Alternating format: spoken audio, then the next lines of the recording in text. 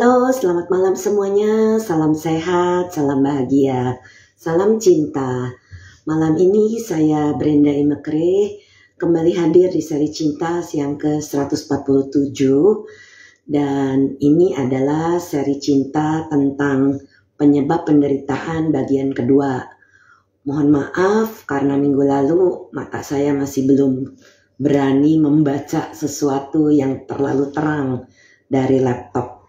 Untuk sekarang mudah-mudahan sudah bisa saya baca.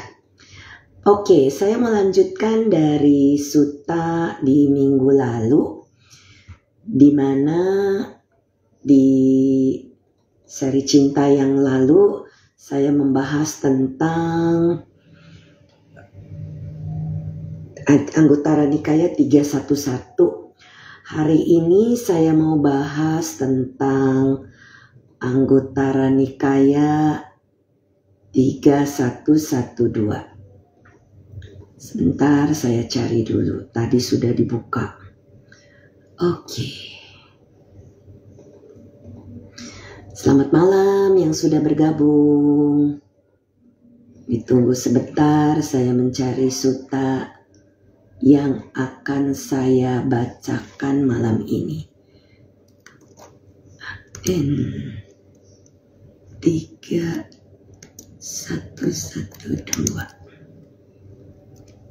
Oke. Ya. Jadi ini adalah Anguttara Nikaya 3 ke-112. Ini adalah Duttiya Nidana Sutta, penyebab bagian yang kedua. Para biku, ada 3 penyebab bagi asal mula kama atau perbuatan. Apakah 3 ini? Yang pertama, keinginan muncul sehubungan dengan hal-hal di masa lalu yang menjadi landasan bagi keinginan dan nafsu. Yang kedua, keinginan muncul sehubungan dengan hal-hal di masa depan yang menjadi landasan bagi keinginan dan nafsu. Yang ketiga, keinginan muncul sehubungan dengan hal-hal yang ada sekarang yang menjadi landasan bagi keinginan dan nafsu. Wah, malam dari Sydney, Bro Ricardo. Selamat bergabung. Semoga seri cinta membantu supaya bisa membantu mengerti tentang penyebab penderitaan. Untuk bagian pertama yang akan dibahas adalah bagaimanakah keinginan muncul sehubungan dengan hal-hal di masa lalu yang menjadi landasan bagi keinginan dan nafsu. Seseorang memikirkan dan dengan pikiran memeriksa hal-hal di masa lalu yang menjadi landasan bagi keinginan dan nafsu. Sewaktu ia melakukan demikian, keinginan muncul. Ketika keinginan muncul, ia terbelenggu oleh hal-hal itu. Ketergila-gilaan pikiran adalah apa yang kusebut belenggu. Dengan cara inilah keinginan muncul sehubungan dengan hal-hal di masa lalu yang menjadi landasan bagi keinginan dan nafsu. Pas banget sama aku topiknya. Wah, topiknya apa? Malam Bro Edward yang akan ikut retret bulan depan bersama saya. Oke, ini maksudnya tentang keinginan-keinginan di masa lalu. Masa lalu itu bisa tadi pagi, bisa tahun ke lalu, bisa waktu masa kecil, bisa waktu masa kita baru PDKT sama seseorang di kehidupan ini, bisa pula datang dari kehidupan lampau. Nah, kalau kita tidak hidup di masa sekarang, kita pikirannya itu, aduh coba ya saya dulu hidup di nih, kalau saya mau pikir yang di masa lalu ya brosis, kalau saya mau pikirkan coba saya tidak meninggalkan pekerjaan saya di Amerika, coba saya tidak meninggalkan rumah saya yang begitu nyaman di California. Itu kalau kita pikirkan seperti itu, maka itu menjadi sumber penderitaan bagi saya. Kenapa? Artinya saya tidak hidup di Indonesia sekarang. Pikiran saya menuju ke masa lalu. Dan seringkali tanpa disadari seseorang, memori itu datang juga dari kehidupan lampau. Karena ini adalah pekerjaan saya sehari-hari ya brosis. Makanya saya bisa bicara bahwa apapun yang terjadi dari kehidupan lampau sering banget terbelenggu untuk kita. Contoh, seringkali kita tidak tahu, tidak menyadari. Yang sering saya share pada saat saya sharing Dhamma, saya sering bilang, kalau kita pernah punya janji sama seseorang nih, itu bisa jadi sulit jodoh di kehidupan ini. Kita mau, orangnya nggak mau. Orangnya mau, kitanya nggak mau. Itu biasanya kan ada janji ya. Kadang-kadang kita tidak ingat janji itu di mana dan kapan sama siapa. Tapi subconsciously ini dalam bagian dari kesadaran kita yang merupakan pancakanda 5 kelompok kehidupan ini, itu menyimpan memori-memori itu. Itulah yang saya gali biasanya. Nah biasanya kalau ada yang kesulitan-kesulitan jodoh itu, yang pertama yang saya lakukan adalah menyarankan orang tersebut melepaskan janjinya di depan altar. Karena kalau janji tidak dilepas, itu akan terbawa sampai kapanpun yang menjadi sumber penderitaan.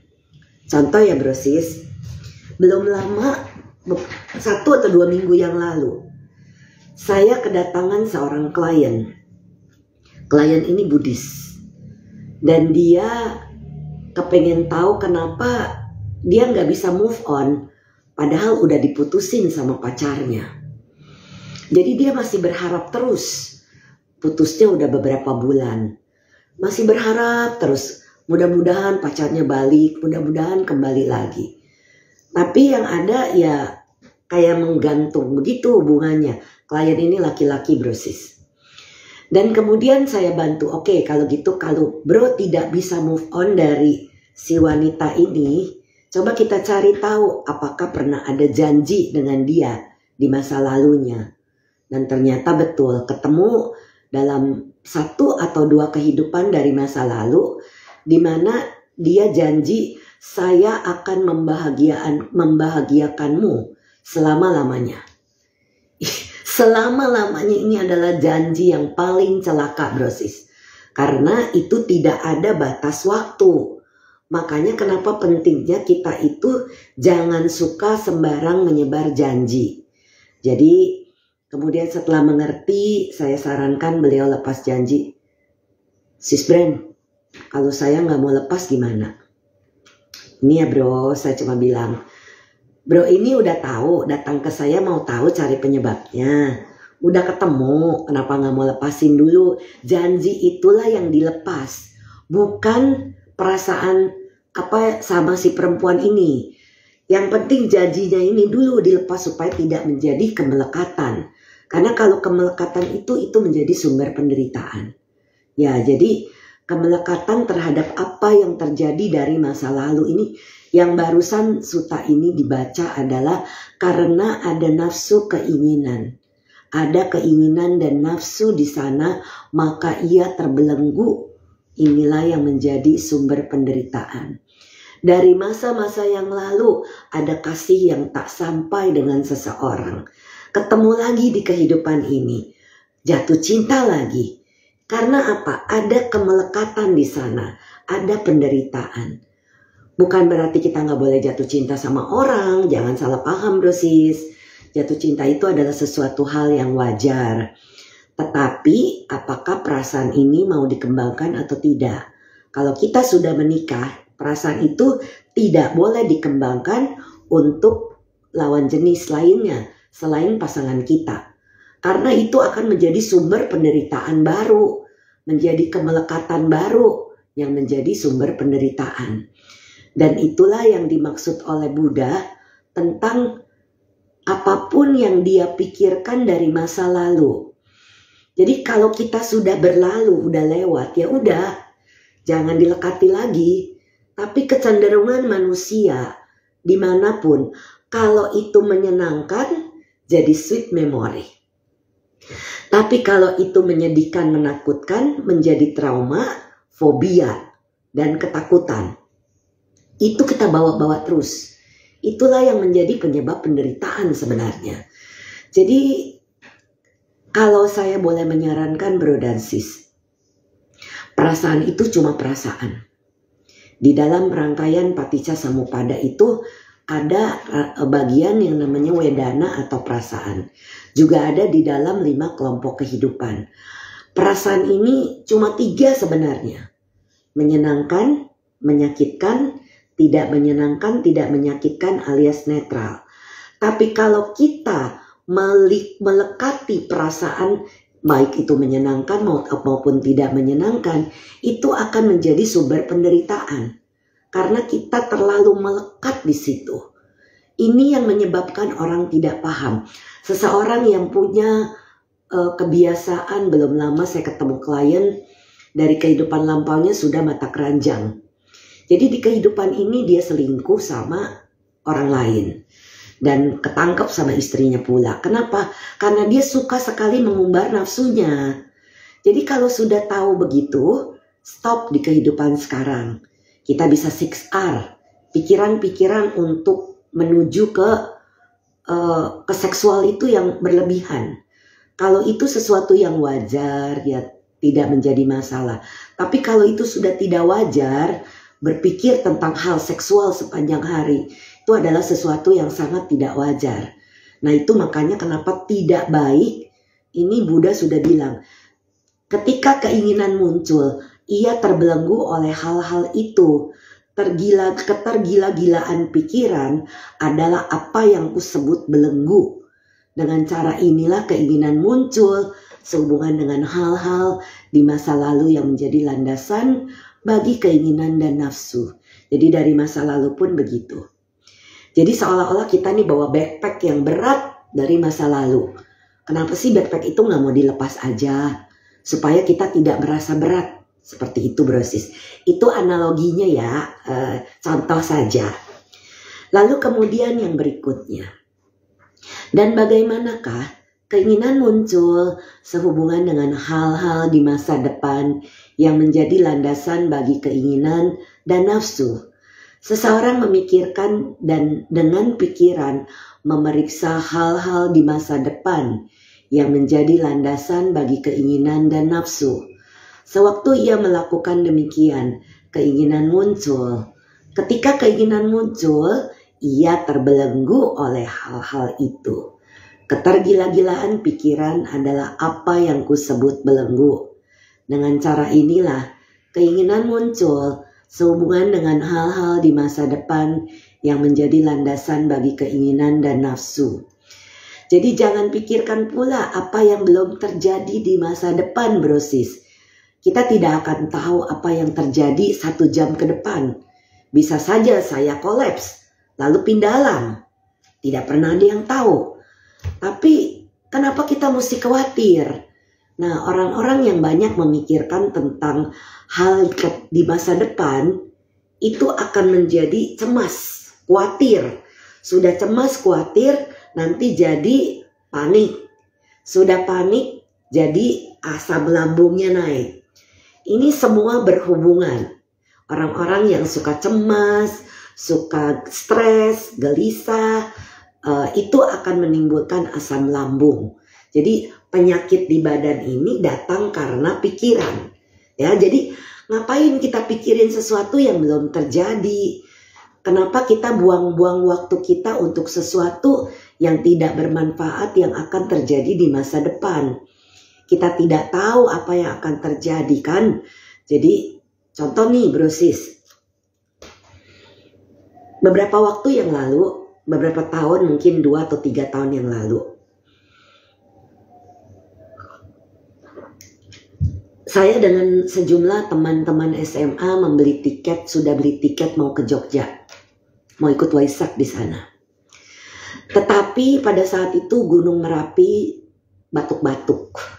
Batuk-batuk itu artinya ada semburan-semburan kecil. Istilah saya itu batuk-batuk gunungnya. Terus teman-teman saya pada takut gitu ya. Kita jadi pergi nggak? Itu kan sekarang kita perginya masih 2 minggu lagi. Atau seminggu lagi lah, saya lupa.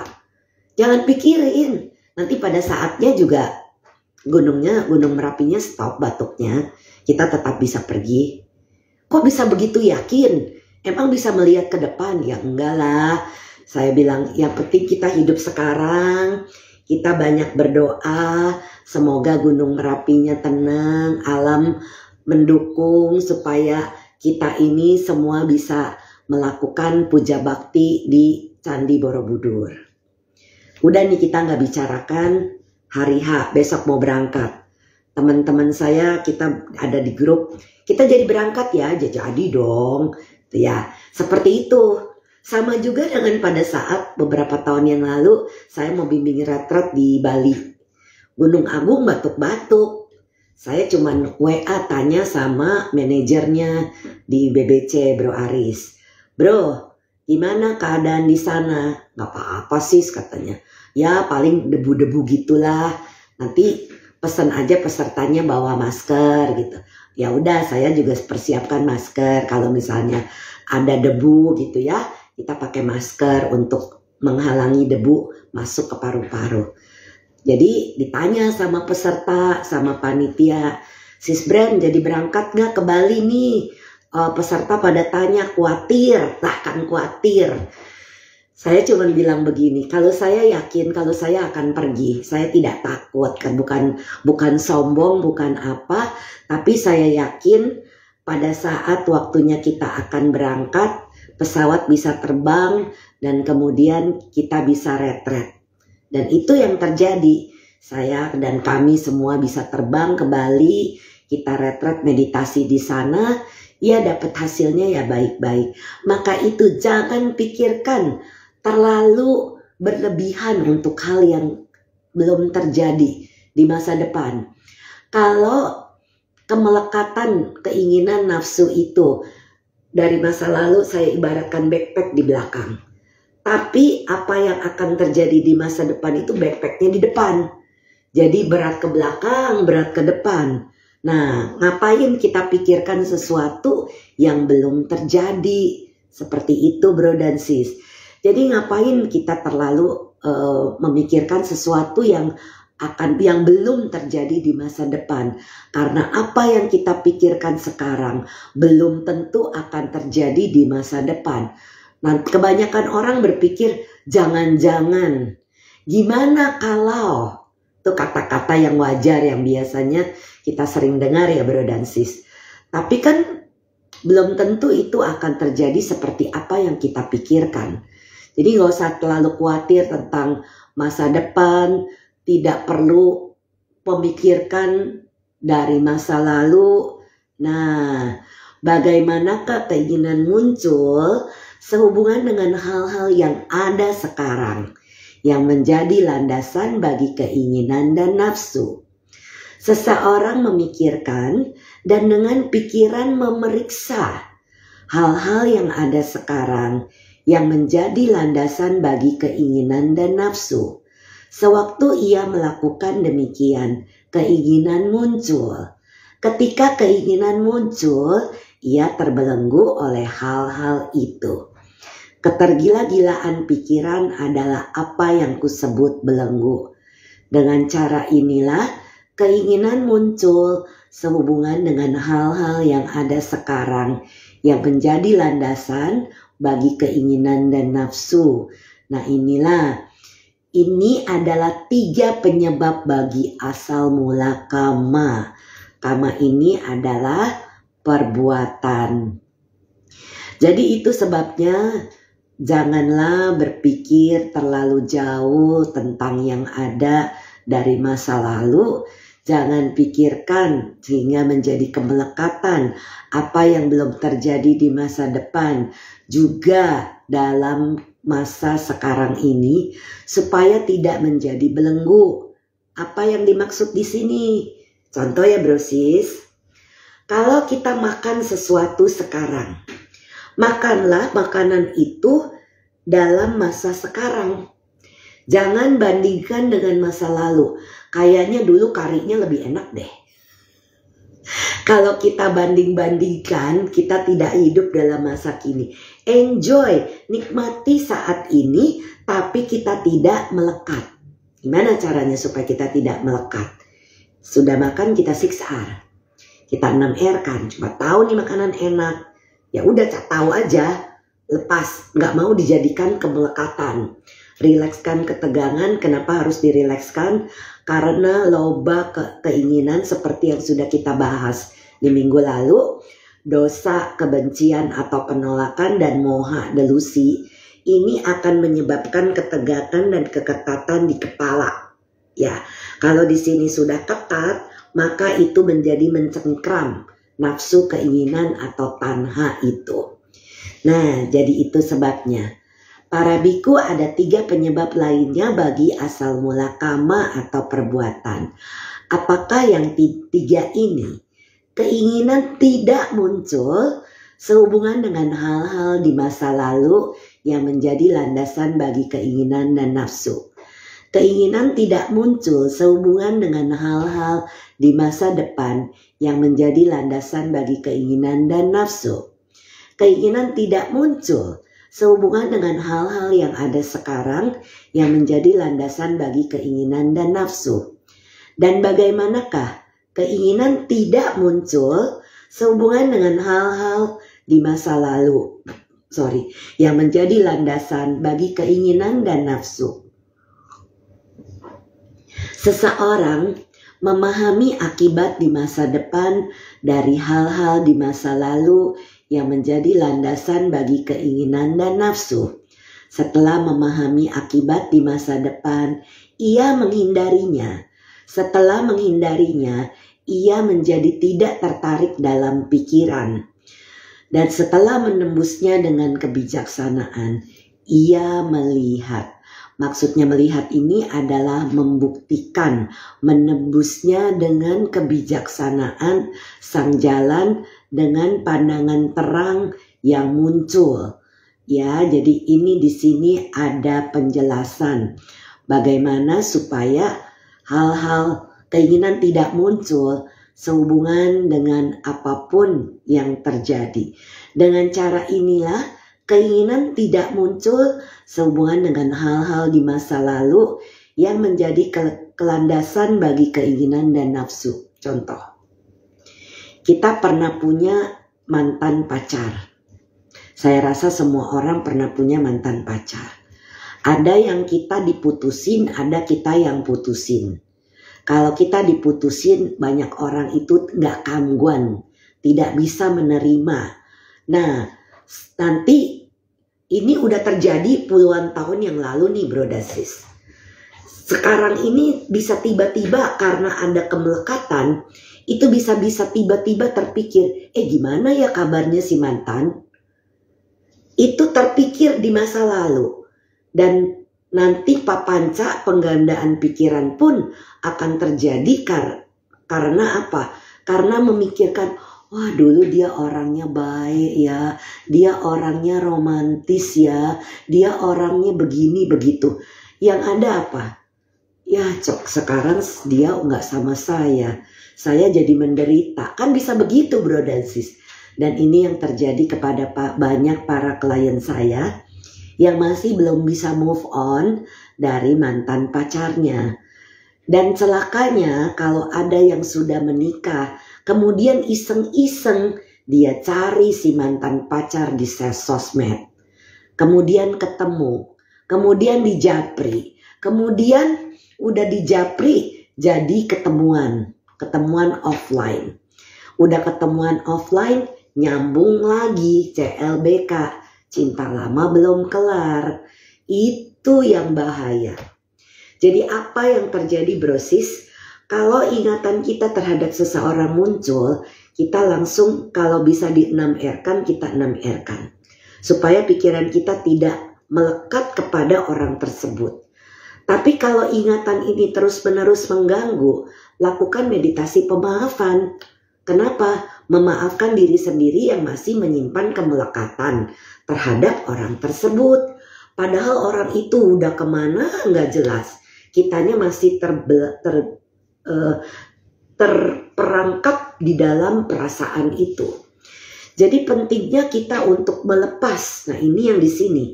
Tidak muncul sehubungan dengan hal-hal yang di masa lalu yang menjadi landasan bagi keinginan dan nafsu. Dan bagaimanakah keinginan tidak muncul sehubungan dengan hal-hal ini di masa lalu yang menjadi landasan bagi keinginan dan nafsu. Seseorang memahami akibat di masa depan. Jadi kalau kita udah tahu di masa lalu udah berlalu, ya udah jangan dipikir. Kenapa? Kalau kita mulai lagi, ya maka kita akan menyambung lagi. Dan ini akan menjadi sumber penderitaan. Apalagi contoh tadi yang saya kasih adalah cinta lama yang belum kelar itu. Jadi orangnya udah punya istri, si klien saya sudah punya suami, tapi masih nyambung. Nah itu akan menimbulkan penderitaan baru. Kenapa? Karena terbayang-bayang terus orang tersebut. Oke, kemelekatan pertanyaan dari Bro Andri. Kemelekatan tersebut apa bisa terbawa ke next life? Bisa. Karena apa? Yaitu karena ada perasaan. Perasaan yang menyenangkan. Yang belum bisa dia lepas. Maka itu kalau sekarang kita punya kesadaran. Kita tidak mau lagi punya ikatan perasaan sayang atau benci. Kasihan, sakit hati, dendam. Apapun itu nggak mau. Karena itu bisa terbawa lagi nanti di kehidupan berikutnya. Ya, jadi kemelekatan itu bisa begitu kuat. Jadi kita harus waspada dengan kemelekatan-kemelekatan yang ada. Terus lakukan 6R pada saat begitu pikiran kita mulai teralihkan kepada apapun. Jadi sekarang ini kehidupan kita adalah di sini. Saya sering iseng-iseng. Saya ngobrol sama Scott suami saya. Kalau saya pikir-pikir, nah ini ya, lagi iseng nih kita ngobrol. Kalau saya pikir-pikir, menyenangkan ya rumah kita di Oceanside dulu. Kita bisa makan, duduk di ayunan, di patio belakang. Kemudian kita sambil mendengarkan suara air mengalir di situ. Ada air mancur kecil di patio kita. Kemudian kita mencium harumnya wangi melati. Terus apa yang suami saya lakukan? Ngapain kamu pikirin kayak gitu? Saya cuma mancing dia sebenarnya. Kalau kita pikirin, kita bisa melekat ke situ dan kita menderita. Padahal kita sekarang ada di Jakarta. Sudah tidak di Oceanside lagi. Saya bilang, kamu lulus. Kenapa begitu? Karena kalau memang apa yang kita pikirkan sekarang ini seharusnya yang ada di sekarang. Kalau kita pikirkan yang terjadi di masa lalu itu, maka kita akan menjadi menderita. Karena kita tidak ada di sana sekarang. Itu ya maksudnya bro sis, paham maksud saya ya. Jadi kalau dulu misalnya bro dan sis punya rumah yang bagus, besar, nyaman. Terus kemudian karena satu dan lain hal, rumah itu harus dijual. Ya sudah, karena keadaan memaksa kita untuk menjual rumah tersebut misalnya. Ya sudah dijual, sudah dilepas ya sudah. Jangan dilekati lagi, karena itu sudah bukan punya kita. Tapi kalau kita tidak bisa move on, kita bisa melekat ke dalam pikiran tentang rumah tersebut yang menjadi sebab penderitaan. Begitu. Oke. Dan bagaimanakah keinginan tidak muncul sehubungan dengan hal-hal di masa depan yang menjadi landasan bagi keinginan dan nafsu. Seseorang memahami akibat di masa depan dari hal-hal di masa depan yang menjadi landasan bagi keinginan dan nafsu. Setelah memahami akibat di masa depan, ia menghindarinya. Setelah menghindarinya, ia menjadi tidak tertarik dalam pikirannya. Dan setelah menembusnya dengan kebijaksanaan, ia melihat. Dengan cara inilah, keinginan tidak muncul sehubungan dengan hal-hal di masa depan yang menjadi landasan bagi keinginan dan nafsu. Jadi itu sebabnya jangan pikirkan apapun yang belum terjadi di masa depan bro dan sis. Karena ini menjadi sumber penderitaan. Dan bagaimanakah para biku? Keinginan tidak muncul sehubungan dengan hal-hal yang ada sekarang yang menjadi landasan bagi keinginan dan nafsu. Seseorang memahami akibat di masa depan dari hal-hal yang ada sekarang yang menjadi landasan bagi keinginan dan nafsu. Maksudnya apa nih? Kalau sebelum kita melanggar sila ya bro dan sis, kita pikirkan dulu. Contoh, kita mau bohong. Pikirin dulu, nih akibatnya apa nih kalau kita bohong? Oh ternyata kalau kita bohong nanti kita bisa nggak dipercaya. Terus kita bisa mulutnya bau. Terus kita bisa digosipin orang misalnya. Pokoknya akibat-akibat karma itu akan ada. Sehingga kita jadi berhenti. Kita menghindar sebelum akibat dari sebab yang kita lakukan saat ini.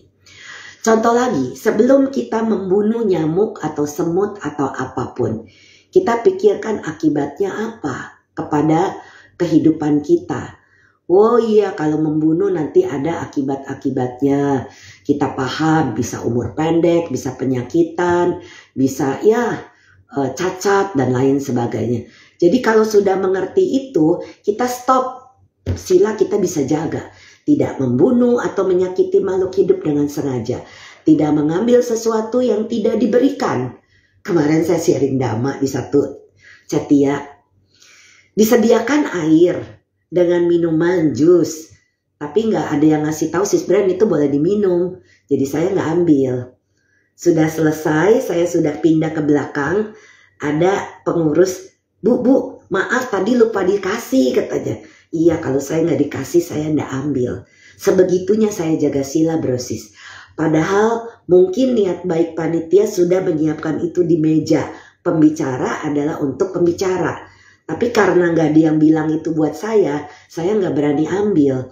Pada saat saya sudah dikasih, saya ambil air putih. Ya, walaupun di situ ada jus apalah. Jadi yang saya minum adalah air putihnya. Terima kasih saya bilang. Ini sudah cukup, lebih dari cukup. Seperti itu. Jadi kita tahu akibat dari mengambil sesuatu yang tidak diberikan. Misalnya seseorang yang bisa berpikir, apa akibatnya kalau berselingkuh? Melakukan hubungan seksual dengan istri atau suami orang atau orang yang masih dalam tanggungan.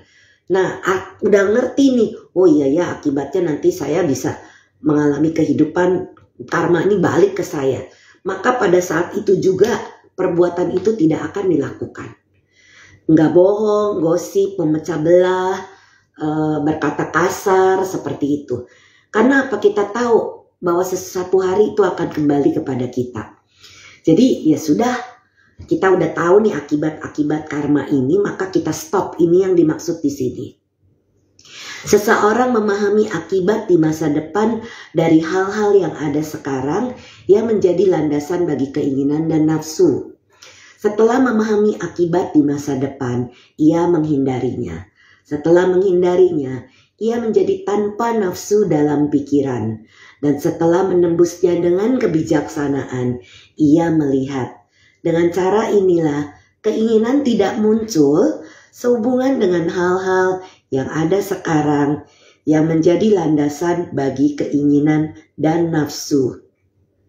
Inilah ketiga penyebab lainnya bagi asal mula kama atau perbuatan. Jadi di sini bro dan sis semakin bisa memahami betapa pentingnya kita memahami karma, sila.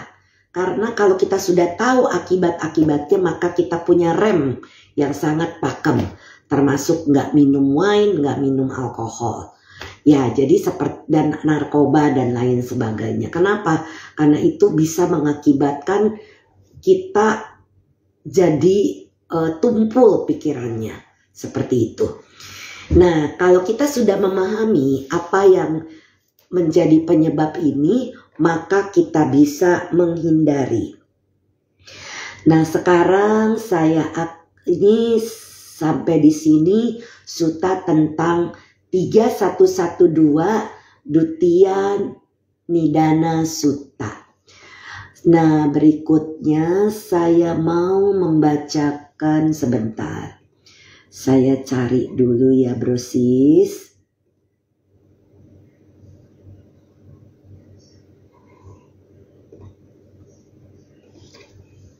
Anguttara Nikaya 6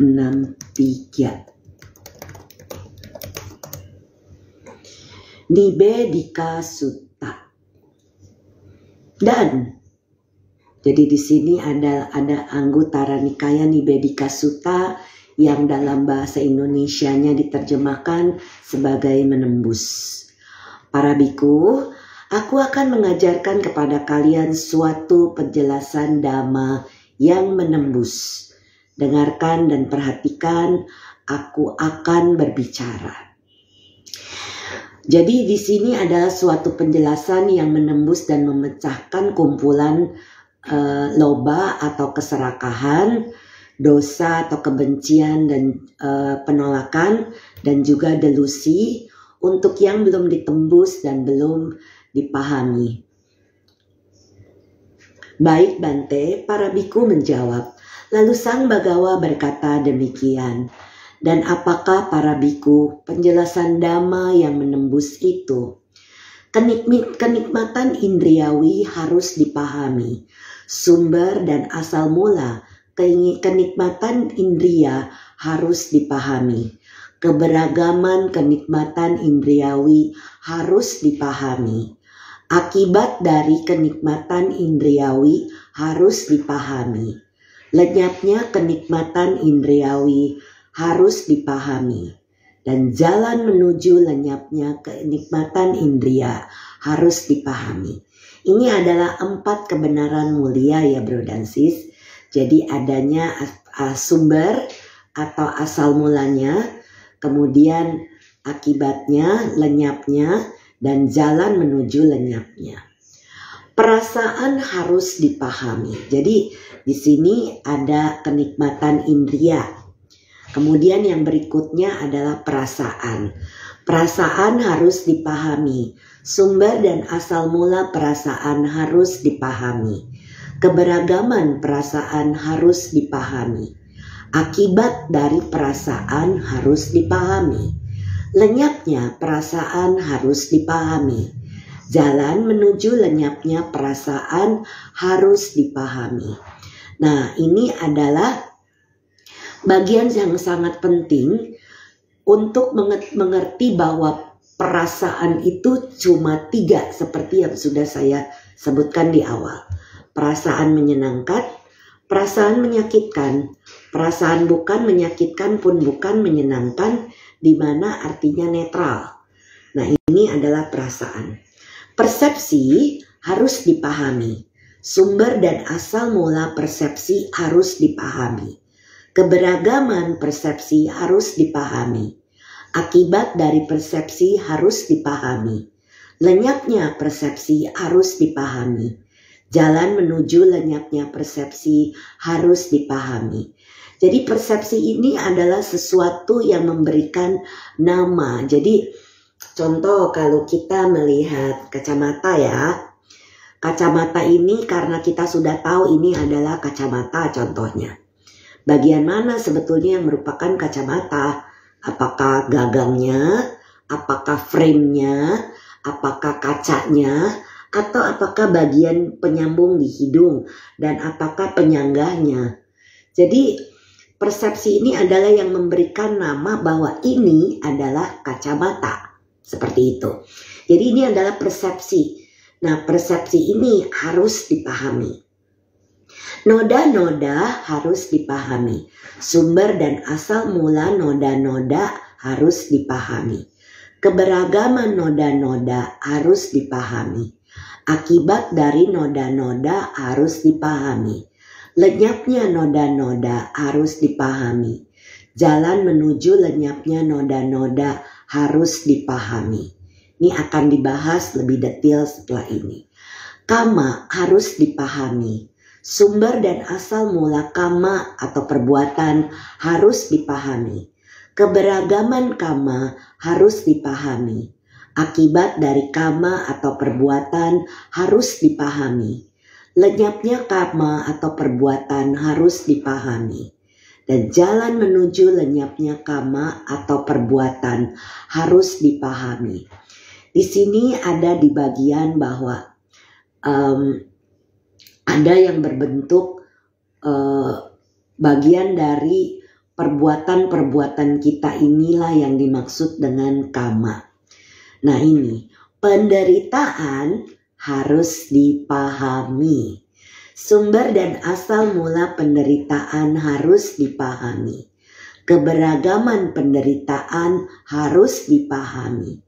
Akibat dari penderitaan harus dipahami. Lenyapnya penderitaan harus dipahami. Jalan menuju lenyapnya penderitaan harus dipahami. Ketika dikatakan kenikmatan indriawi harus dipahami, sumber dan asal mula kenikmatan indriawi harus dipahami. Keberagaman kenikmatan indriawi harus dipahami. Akibat dari kenikmatan indriawi harus dipahami. Lenyapnya kenikmatan indriawi harus dipahami. Jalan menuju lenyapnya kenikmatan indriawi harus dipahami. Karena alasan apakah hal ini dikatakan? Ada para biku, 5 objek kenikmatan indriawi ini. Bentuk-bentuk yang dikenali oleh mata, yang diharapkan, diinginkan, disukai, disenangi, terhubung dengan kenikmatan indriawi yang menggoda. Nah, jadi kalau kita melihat sesuatu, kita mengharapkan itu, menginginkan sesuatu, menyukai sesuatu, menyenangi sesuatu. Ini terhubungan dengan kenikmatan indria mata. Ada yang bilang tentang lapar mata ya brosis ya. Nah itu biasanya ada yang timbul nafsu dari kenapa bisa lapar mata. Contoh, kenapa orang bisa makan terus padahal udah kenyang? Karena lapar mata. Kalau mata ini cuma melihat sebagaimana adanya makanan dan kita punya kesadaran bahwa perut kita sudah kenyang, maka kita tidak lagi makan. Tapi kalau ada, nih banyak terjadi sama klien, juga pengalaman pribadi. Kalau seseorang kenapa badannya bisa begitu besar, gemuk? Itu karena lapar mata bro dan sis. Jadi lapar mata ini bisa datang dari masa lalu di mana dia pernah kelaparan. Jadi di kehidupan sekarang saat ini, saat dia bisa beli makanan, dia beli makanan sebanyak-banyaknya. Ini terjadi pada saya secara pribadi brosis tentang lapar mata. Waktu saya tinggal di Amerika, itu cuma berdua sama Scott. Tapi kita punya 2 kulkas, 2 pintu. Kulkasnya cukup besar lah ya. Jadi kulkasnya 2 pintu, yang atas besar, yang bawah juga besar. Ukurannya sama besarnya dan semuanya penuh. Satu kulkas isinya bumbu-bumbu masak dan bahan-bahan ayam misalnya atau apa. Satu kulkas penuh dengan makanan yang sudah matang. Dan kalau saya pulang ke Indonesia, apa yang terjadi dulu? Satu orang boleh bawa 2 koper. Satu koper saya isinya itu bahan-bahan makanan. Kerupuk lah, beli apalah, bumbu-bumbu masak. Karena saya suka masak waktu di Amerika. Jadi saya beli satu koper itu isinya bumbu-bumbu masak. Ini sebelum saya meditasi nih bro dan sis. Kemudian satu kopernya ya oleh-oleh lainnya untuk dibawa ke Amerika. Kalau suami saya lihat dia memaklumi. Tapi suatu hari pada saat saya mulai ikut 1 hari sama Bante Wim, beliau mengajarkan saya tentang 6R, 6R. Ada pikiran, perasaan, apapun yang muncul cuma tahu, lepas, rileks, senyum, balik. Saat itu saya lagi buka kulkas. Pas pulang ke rumah gitu, saya buka kulkas. Astaga, kok penuh ya kulkasnya? Seperti baru sadar kalau kulkas itu penuh. Jadi kemudian saya buka kulkas satu lagi, penuh juga. Saya bilang sama Scott, ini sesuatu yang gak wajar. kenapa saya ke Amerika itu bawaannya takutlah kelaparan. Pada saat saya session terakhir sama guru saya pengen tahu. Sayangnya itu agak terakhir ya, udah tahun berikutnya saya udah mau pulang ke Indonesia for good. Itu mungkin terjadi di 2008 saat saya masih kelas terakhir sama guru saya. Saya pengen tahu kenapa saya tuh lapar mata, saya bilang. Bawaannya merasa kurang aja, takut nggak dapat makan gitu seolah-olah. Saya harus menyimpan barang-barang makanan sebanyak-banyaknya. Dan itu yang terjadi, dan waktu ketemu, ternyata waktu itu saya zaman di American Indian, waktu hidupnya nomaden. Dan pada saat itu matinya kelaparan. Jadi memang kalau orang yang pernah mati kelaparan, di kehidupan berikutnya senang nyimpan makanan. Senang menumpuk makanan. Kenapa? Karena takut kelaparan. Subconsciously. Jadi dia akan lapar mata. Nah, ini yang disebut dengan bentuk-bentuk yang dikenali oleh mata yang diharapkan, diinginkan, disukai, disenangi, terhubung dengan kenikmatan indriawi yang menggoda. Nah, ini dia ya. Jadi setelah saya menyadari itu, ya udah melepas. Jadi kulkas sudah mulai berkurang isinya. Hanya beli yang secukupnya. Karena memang gak wajar orang cuma berdua, kulkasnya 2 besar-besar pula, penuh pula. Ya, nah seperti itu. Lalu suara-suara yang dikenali oleh telinga. Nah, ini suara yang diharapkan, diinginkan, disukai, disenangi, terhubung dengan kenikmatan indria yang menggoda. Contoh, kita dengarkan musik. Ini lucu sekali brosis. Jadi beberapa di pengalaman pribadi juga, maka saya kalau mau retret itu saya ingatkan para peserta retret jangan dengar musik, jangan nyanyi-nyanyi. Kenapa? Beberapa tahun yang lalu pada saat terbang ke Bali mau retret sama almarhum Bante Wim, waktu itu masih ada. Apa yang terjadi? Habis meditasi di pesawat saya nonton film We Are the Champion. Saya senang banget sama lagu-lagu Freddie Mercury. Jadi saya ikut nyanyi. Ya, apa namanya nyanyinya gitu. We are the champion gitu-gitu ya. Terus sampai Mama itu ya. Pokoknya lagu-lagu Freddie Mercury. Apa yang terjadi bro dan sis? Itu semua dilekati oleh telinga. Kenapa? Selama retret lagu itu yang berputar terus menerus. Yang capek buat saya untuk 6R. Padahal kan dalam retret gak boleh nyanyi. Ya, jadi itu sebabnya penderitaan karena kemelekatan terhadap sesuatu yang dilekati oleh telinga. Dikenali oleh telinga, diharapkan, diinginkan, disukai, disenangi. Terhubung dengan kenikmatan indria yang menggoda. Nah itu sebabnya. Kemudian bau-bauan yang dikenali oleh hidung. Parfum yang wangi yang kita paling suka. Dulu saya punya satu parfum favorit yang namanya judulnya True Love dari Elizabeth Arden. Ada beberapa tahun parfum itu tidak diproduksi. Itu membuat saya pada saat itu saya masih begitu melekatnya dengan indriawi ini. Jadi saya sangat suka dengan parfum itu. Begitu ketemu lagi, apa yang terjadi brosis? Saya beli sampai 3 botol. Karena takut parfum itu nggak ada lagi. Dan yang ada itu menjadi penderitaan. Mau berapa banyak sih kita pakai parfum ya? Paling 1 semprot di sini, 1 semprot di sini, 1 semprot di sini, 1 semprot di sini. Itu parfum 3 botol, 1 botol masih ada. Jadi betul-betul itu menimbulkan kemelekatan yang begitu kuat terhadap apa yang terjadi di panca indriawi kita ini. Jadi setelah sekarang mengerti itu cuman harum, wangi, ya udahlah, nggak ada ya udah nggak apa-apa. Lama-lama kita bisa begitu. Ini yang saya cerita ini sebelum saya meditasi ya brosis ya. Jadi pada saat sebelumnya itu begitu melekati dengan semua indriawi ini.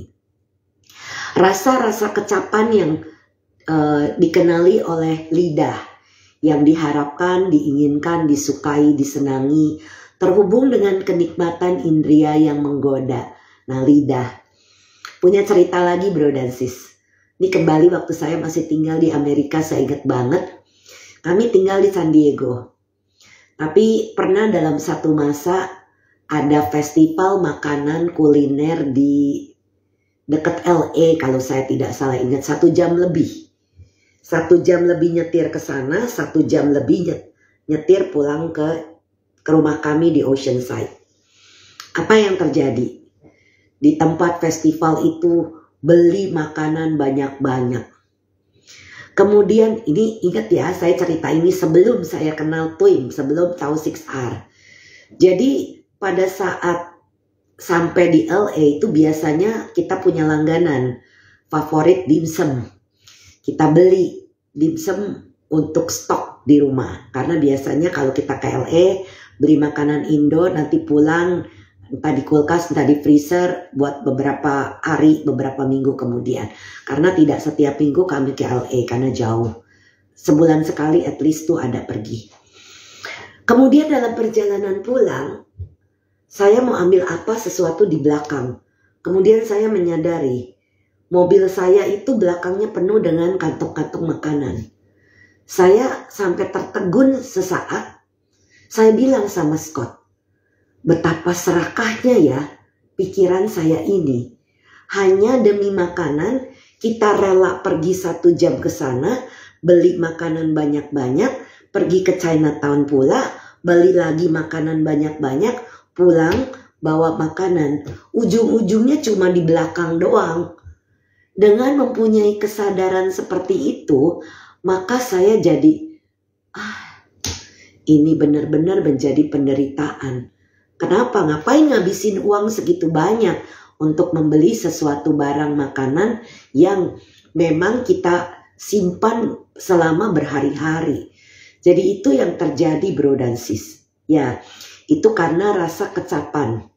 Kemudian objek-objek sentuhan yang dikenali oleh badan, yang diharapkan, diinginkan, disukai, disenangi, terhubungan dengan kenikmatan indria yang menggoda.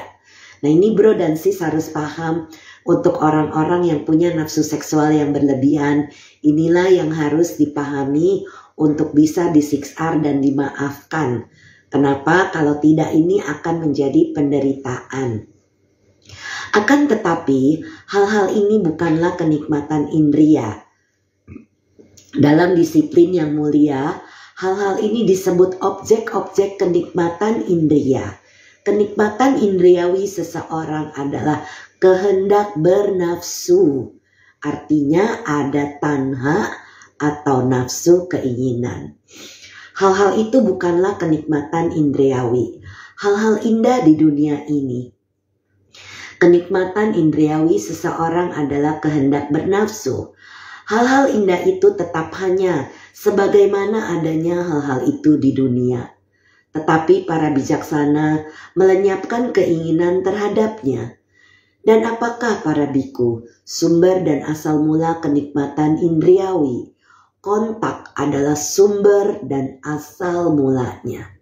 Nah ini dia kita mulai masuk ke rangkaian paticca samuppada atau sebab musabab yang saling bergantungan.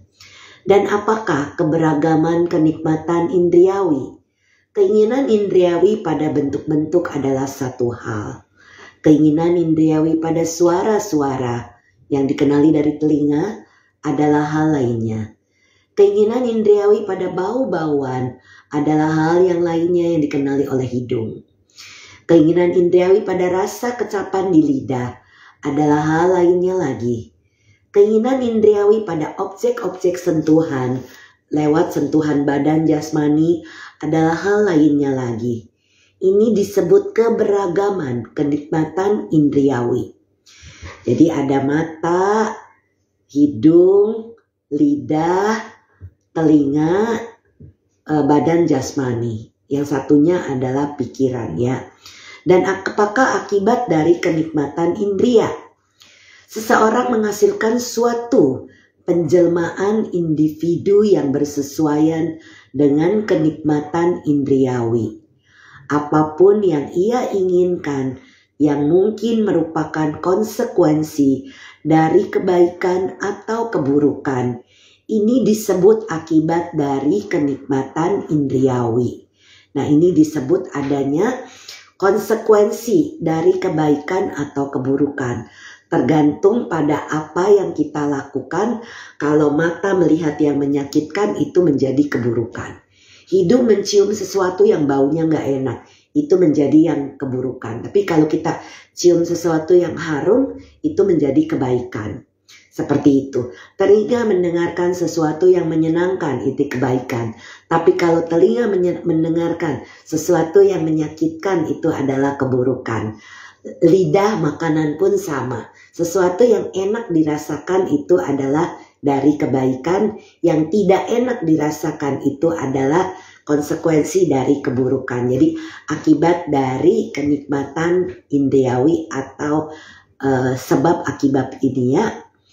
Dan apakah lenyapnya kenikmatan indriawi? Dengan lenyapnya kontak, maka lenyap pula kenikmatan indriawi. Jadi di sini sudah disebutkan lenyapnya kontak. Jadi cuma kontak saja, pada saat itu kalau kita langsung putuskan dengan langkah 6R atau 6M ini brosis, maka kita rangkaian paticca ini tidak jadi. Sehingga menyebabkan lemahnya penderitaan atau lenyapnya penderitaan seperti itu. Jalan mulia berunsur 8 ini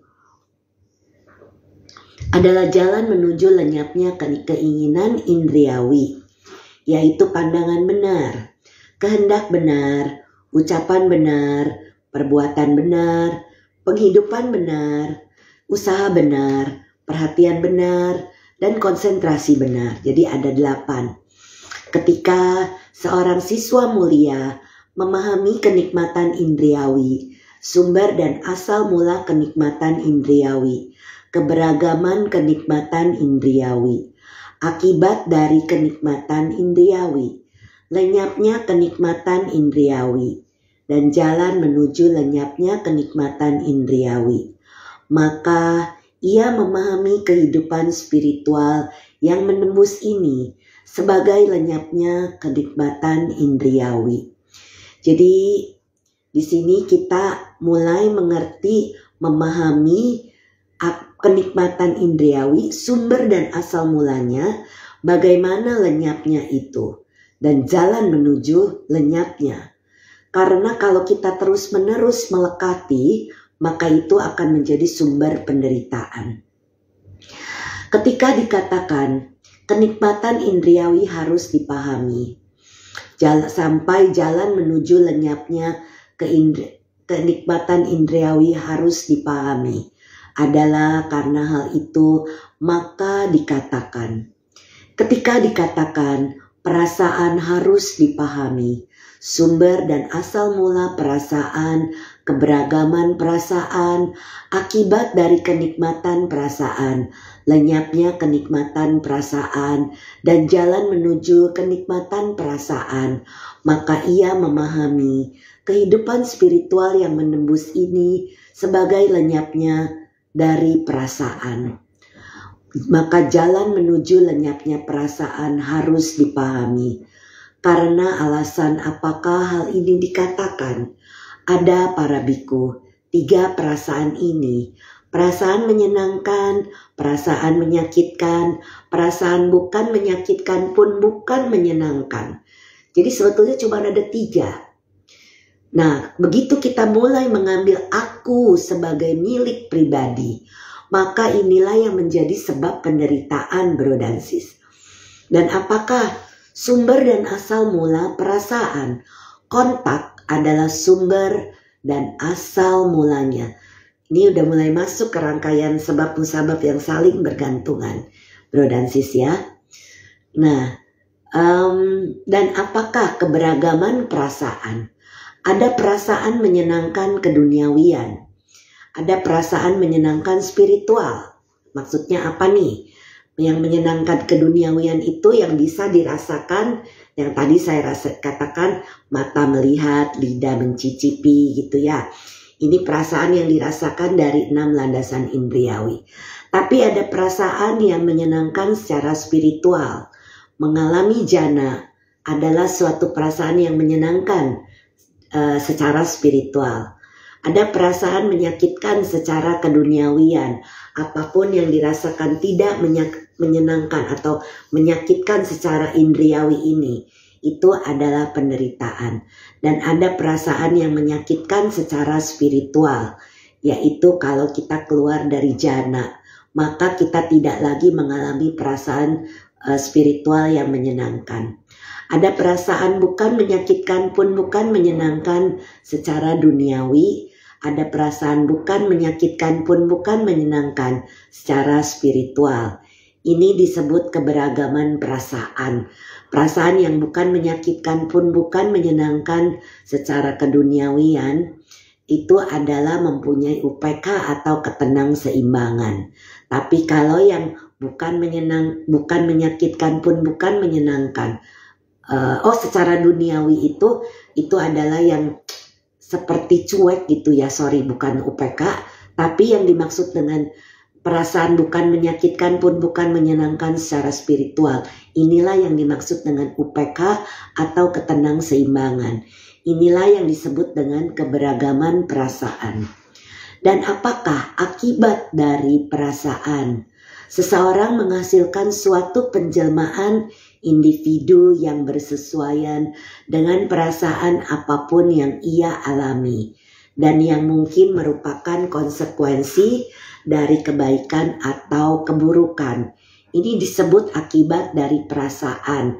Perasaan yang tadi menyenangkan atau menyakitkan, yang saya bilang kalau itu menyenangkan itu menjadi sweet memory. Tetapi kalau itu menyakitkan itu menjadi trauma, menjadi luka batin, menjadi kemelekatan yang menyebabkan sumber penderitaan. Dan apakah lenyapnya perasaan? Dengan lenyapnya kontak, maka lenyap pula perasaan. Dan jalan mulia berunsur 8 ini adalah jalan menuju lenyapnya perasaan. Ya, jadi di sini disebut bahwa tentang jalan mulia berunsur 8, pandangan benar, kehendak benar, ucapan benar, perbuatan benar, penghidupan benar, usaha benar, perhatian benar, dan konsentrasi benar. Dan ini semua jalan mulia berunsur 8 ini tercakup di dalam sila, samadhi, dan panya. Sila adalah kemoralan tentang ucapan dan tentang perbuatan. Sila, samadhi ini adalah tentang usaha, perhatian, dan konsentrasi benar. Panya akan muncul, yaitu pandangan benar dan kehendak benar. Ya, jadi ini adalah bagian yang penting untuk kita sebagai perumah tangga pun bisa memahami. Ketika seorang siswa mulia memahami perasaan, sumber dan asal mula perasaan, keberagaman perasaan, akibat dari perasaan, lenyapnya perasaan, dan jalan menuju lenyapnya perasaan, maka ia memahami kehidupan spiritual yang menembus ini sebagai lenyapnya perasaan. Ketika dikatakan perasaan harus dipahami, jalan menuju lenyapnya perasaan harus dipahami, maka adalah karena hal itu, maka hal ini dikatakan. Masih banyak yang harus dibaca dan sekarang sudah jam 8. Jadi di seri cinta ke minggu Senin depan, saya akan lanjutkan di persepsi ya brosis, karena kalau dibaca ini nggak selesai sampai jam 9 mungkin. Sedangkan untuk IG live yang di reel itu nggak bisa terlalu lebih dari 1 jam. Saya pernah 1 jam lebih itu dan ternyata sulit sekali untuk disimpan.